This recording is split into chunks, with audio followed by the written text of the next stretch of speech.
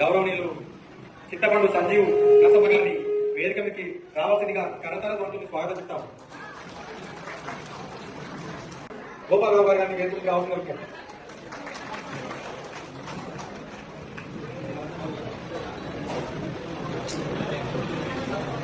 అలాగే గౌరవ డిఈ గారు రాజేందర్ గారిని కూడా వేదిక మీదకి రావాల్సిందిగా విజ్ఞప్తిస్తాము. ఈ కార్యక్రమానికి ముఖ్య అతిథులు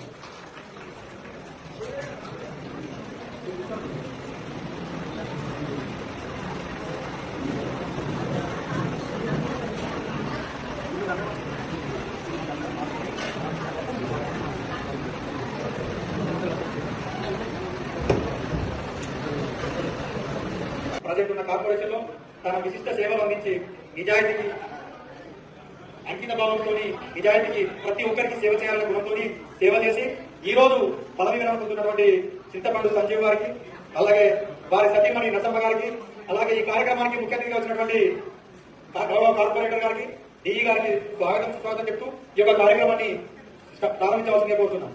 ముందుగా ఈ దంపతులు ఇద్దరు పూలమాలలు మార్చుకున్నారు. 20 సంవత్సరాల వయసులో మళ్ళీ కూడా పూలమాలలు మార్చుకొని మరోసారి పెళ్లి వేదికగా అందరి కళాకారులతో దయచేసి అందరి కళాకారులతో పూలమాలలు మార్చుకోవాల్సిందిగా చింతపండు సంజీవ్ నరసమ్మ గారికి ప్రత్యేకమైనటువంటి కార్యక్రమం కోరుతున్నాం.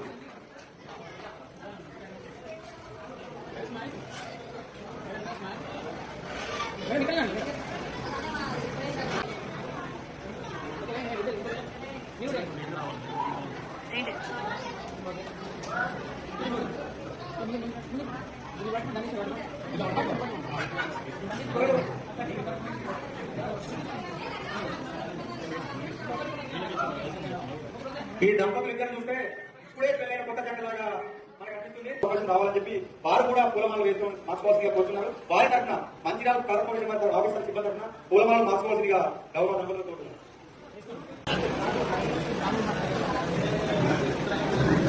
విజ్ఞప్తి చేస్తాను.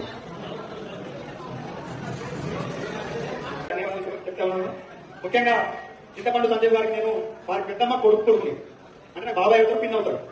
ఈ యొక్క ఈనాటి సన్మాన గ్రహీత చింతపండు సంజీవ్ నరసమ్మ గారి పదవి విరమణ కార్యక్రమానికి వచ్చినటువంటి అతిథులందరికీ, డిఈ గారికి, కార్పొరేటర్ గారికి మరియు కుటుంబ సభ్యులకు, తోటి ఉద్యోగస్తులకు అందరికీ కూడా స్వాగతం సుస్వాగతం తెలియజేస్తూ ఈ యొక్క కార్యక్రమం అంటే ఉద్యోగం చేస్తున్న ప్రతి ఒక్కరికి ఉద్యోగం రావడంతో ఎలా సంతోషం ఉంటుందో, ఉద్యోగం అయిపోయిన తర్వాత కూడా ప్రతి ఉద్యోగంలో 60 ఏళ్ళు నిండిన తర్వాత కంపెనీ ఎక్కడ ఫంక్షన్ జరిగినా ఫస్ట్ వచ్చే వాళ్ళు భార్య భర్తలు ఇద్దరు ఆ ఫంక్షన్కి వచ్చి అక్కడ అటెండ్ అయ్యి అక్కడ కార్యక్రమం ఏం జరుగుతుంది, ఏం చూస్తున్నారని చూసుకొని అక్కడ ఉన్నా కూడా మన మనసు మాత్రం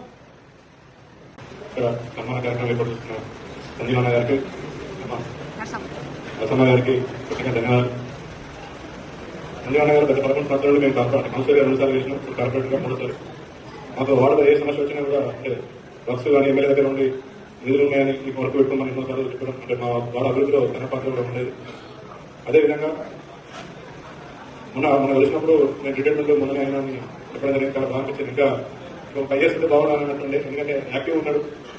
కానీ వయసు నిమిత్త పదవి అనేది ప్రభుత్వ పరంగా నిర్మించారు కాబట్టి తాను ఎక్కడున్నా ఎప్పుడున్నా తను అమ్మ నరసమ్మ గారు రిటైర్మెంట్ అయింది కానీ అని ఇదాన్ని తీసుకొచ్చడం కాకుండా తను శ్రేష్ఠ జీవితం, తన ఆరోగ్యాన్ని కూడా అమ్మ బాగా చూసుకోవాలి అని అమ్మకు తెలియజేస్తూ తన శ్రేష్ఠ జీవితం పూర్తిగా సంతోషంగా ఉండాలని, నిన్ను 100 ఏళ్ళు చల్లగా ఉండాలని భగవంతుని ప్రార్థిస్తూ ఈ అవకాశం ఇచ్చినందుకు ఇట్లా ఉంటారు. ఇక్కడ వర్క్ మోసుకోవడం ఇట్లా ఎంప్లాయీస్ ఇట్లా ఉంటారు, మన తోటి ఆఫీసర్ తోటి ఇలా వెళ్ళాలి, కొంచెం ఆఫీసర్స్ అట్లా ఉండాలి, ఇట్లా ఉండాలని చెప్పేసి మా ఫ్యామిలీ మొత్తంలో వారిద్దరి అన్ని దంపతుల గురించి మేము ఎంత చెప్పినా తక్కువే.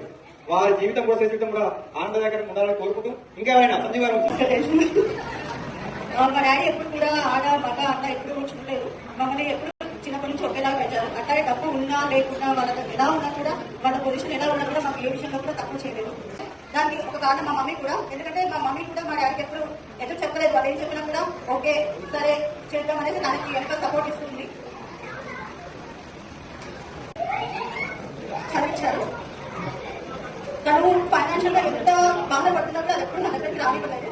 తను ఎప్పుడు నాకు సపోర్ట్ చేస్తూనే ఉన్నారు. ఏ విషయంలో కూడా తను ఎప్పుడు నన్ను డిస్కరేజ్ చేయలేదు.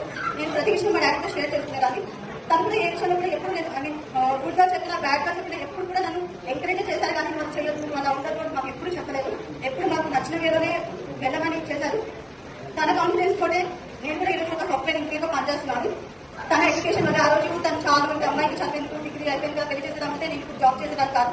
నేను కూడా ఇప్పుడు ఫైనాన్షియల్ గా డిపెండెంట్, ఎవరి మీద డిపెండ్ అవ్వకుండా ఒక ఇండిపెండెంట్ ఉమెన్ గా ఉండగలరు అంటే అది మా డాడీ వల్లే. స్వాగతం. చింతపండు సంజీవ్ మా మిసెస్ వాళ్ళ మేనమామ అంటే మా బాబాయ్. నేను కూడా పెద్దపల్లి మున్సిపల్లో చేస్తున్నా సార్. మన మున్సిపల్ డిపార్ట్మెంట్కి ఎలా ఉంటుంది 365 days డ్యూటీ ఉంటుంది. పోలీస్ డిపార్ట్మెంట్ కి మనకి సేమ్ ఈక్వల్ ఉంటుంది. మార్నింగ్ 6-5 నుంచి స్టార్ట్ అవుతుంది మన జర్నీ. మళ్ళీ నైట్ 12 అయినా కూడా కంప్లీట్ కాదు. సండేలో ఫెస్టివల్స్ అందరూ వాళ్ళు ఎంజాయ్ చేస్తున్నారు డిపార్ట్మెంట్ లో. మిగతా ఓన్లీ మున్సిపల్ పోలీస్ వాళ్ళు మాత్రం ఆన్ డ్యూటీ ఉంటుంది. అయితే బాబాయ్ దగ్గర ఎలా ఉందంటే మేము ఏదైనా ఇక్కడ ప్రోగ్రామ్స్ కి ఫంక్షన్కి వచ్చినప్పుడు ఏదైనా ఫంక్షన్స్కి వచ్చినప్పుడు బండి తీసుకొని బయట తీస్తూ ఉంటాడు. బాబాయ్ ఎటు వెళ్తున్నారు అంటే ఇప్పుడు వస్తాం బయట 5 నిమిషాలు వాటర్ క్యూరీలు సార్లు వచ్చారట, డీగర్ వచ్చారట, ఈగర్ వచ్చారట, ఇట్లా పోయి అట్లా వస్తాను మళ్ళీ పోయి మళ్ళీ 1 గంట మళ్ళీ వచ్చేది. మళ్ళీ వచ్చిన తర్వాత మళ్ళీ కొద్దిసేపటికి మళ్ళీ ఒక ఫోన్ రాగానే మళ్ళీ అవుతుంది. ప్రతి ఒక్కరు మీకు అందరూ అందుబాటులో ఉంటారు బాబాయ్. ఎప్పుడు కూడా మీ మంచితనానికి ఫ్యామిలీ అంటే ఎప్పుడు బాండింగ్ ఎట్లా ఉంటుందో ఏంటో అని ప్రతిదీ నేర్పిస్తారు. అంటే లైఫ్ లో ఒక తండ్రిగా, ఒక కొడుకుగా, ఒక కూతురికి బాధ్యత ఎట్లా తీర్చాలి ప్రతి ఒక్క విషయంలో నేను చూసిన విషయంలో అయితే 100% ఇచ్చారు అంకుల్. ఆంటీ కూడా ఏదున్నా కూడా ఇప్పుడున్న జనరేషన్ లో ఇప్పుడున్న ఫ్యామిలీస్ లో కంపేర్ చేసుకుంటే అన్ని బయటకు వస్తాయి. కానీ ఎక్కడ నెగ్గాలనేది కాదు, ఎక్కడ తగ్గాలనేది అంకుల్ని ఆంటీని చూసి నేను నేర్చుకున్నా. అదే విధంగా పిల్లలకు కూడా ముగ్గురికి సేమ్ అలాగే నేర్పించి కుటుంబంలో కొంచెం మెరుగే స్థానంలో మనం ఎక్కడ ముందుకెళ్ళాలి, ఎవరితో ఎట్లా ఉండాలి అని ప్రతి విషయంలో కూడా అనుకుని నేర్పించారు. అక్కడ లో ఎప్పుడైనా బాధ కలిగిన ఏదైనా చెప్పినా కూడా వాళ్ళ ఫ్యామిలీలో కూడా ఏదైనా ఇష్యూస్ వచ్చినా కూడా ఇప్పుడున్న వాటి ఏంటంటే వెళ్ళిపోతారు. అది ఏదైనా అవుతుందంటే వెళ్ళిపోతారు. అలాంటిది కాకుండా నేనున్నా నా వరకు నేను ఎంత ఇప్పుడున్న కాలంలో ఏంటంటే మనం డబ్బు చేయొచ్చు లేకపోతే హెల్పింగ్ అనేది కాదు, మాట ఒక్క మాట మనిషిని ఎప్పుడు మారుతుంది అనేది నేను నమ్ముతాను. అట్లాంటి విషయంలో ఆంటీ అంకులు చాలా సార్లు నాకు స్ట్రాంగ్నెస్ ని ఇచ్చారని చెప్పి తెలియజేసుకుంటున్నాను. Thank you uncle, aunty. గౌరవనీయులు డి గారు, మరి కార్పొరేటర్ గోపన్న, కార్పొరేటర్ పూదారి సునీత ప్రభాకర్ గారు, వీళ్ళందరికీ మంజూరు తెలుపుతూ పదవి విరమణ కార్యక్రమంలోని భాగంగా చింతపండు సంజీవ్ గారు మరి నరసమ్మ గారి యొక్క విరమణ కార్యక్రమం సందర్భంగా తన గురించి ఎంత చెప్పినా నా ఉద్దేశంలో తక్కువనే అనిపిస్తుంది. ఆయన మున్సిపాలిటీ పరంగా దానికంటే ముందు స్వయంగా మా అక్క బిడ్డ ఇది నరసమ్మ, మా అక్క అల్లుడు, అందువల్ల నాకు వర్షపు కొడుకు. కాబట్టి నేను చెప్పేది ఏంటంటే ఆయన మున్సిపాలిటీ పరంగా ఆయన వినయ విధేయతల గురించి ప్రతి ఒక్కరికి తెలుసు. ఏ ఆఫీసర్ వచ్చినా ఎవరితో కూడా ఎంతో అన్నితో కలిసి ఎమ్మెల్సీ ఉంటుంటే అందులో గోపన్నతో చాలా సన్నిహితంగా చాలా సంవత్సరాలు కాంట్రాక్ట్ వర్క్ కింద చేసిండు. ఆయనకు ఎంత శక్తి మేరకు ఏ పని బాధ్యత అప్పయినా కానీ తను స్వయంగా నియమ నిబంధనలతోటి తప్పకుండా ఆ పనిని మనకు బాధ్యత వారించి గౌరవ డి గారు చెప్పేందుకు ప్రత్యేకమైనటువంటి అభినందనలు సార్. అలాగే తెలీదు, ఏదో మాట్లాడాలని మాట్లాడుతున్నాను.